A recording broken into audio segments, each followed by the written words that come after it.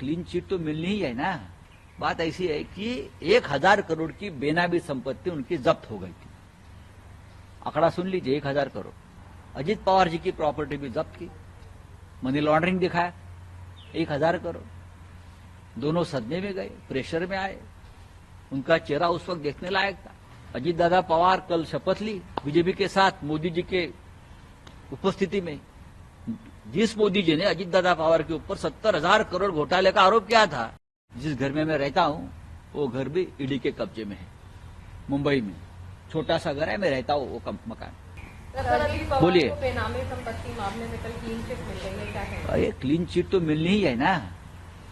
प्रफुल्ल भाई पटेल को मिली, अजीत दादा पवार को मिली, अब नवाब मलिक को मिलेंगी।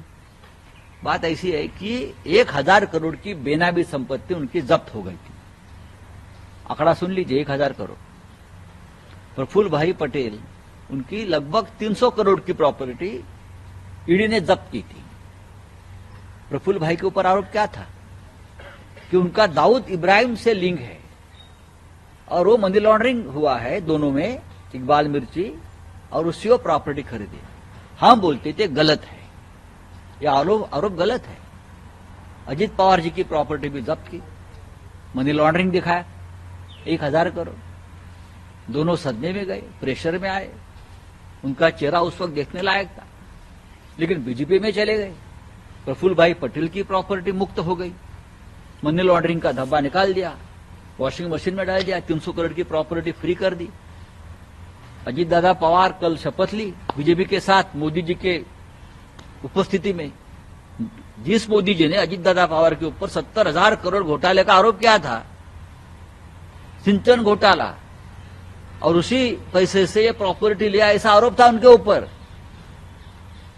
अब 2 या 3 दिन में ईडी, इनकम टैक्स ने उनकी प्रॉपर्टी क्लियर कर दी। बीजेपी में आइए, हमसे हाथ मिलाइए और जो काला धन है सफेद करिए। वहां पार्लियामेंट में 50,000 रुपए का एक बंडल मिल गया तो हंगामा होता है, या 1,000, 2,000 करोड़ का ब्लैक मनी से जो बनाई हुई प्रॉपर्टी आपने क्लियर कर दी। मेरा भी जिस घर में मैं रहता हूं वो घर भी ईडी के कब्जे में है, मुंबई में। छोटा सा घर है, मैं रहता हूं वो मकान। कोई मनी लॉन्ड्रिंग का केस नहीं है, सेशन कोर्ट ने क्लियर कहा है।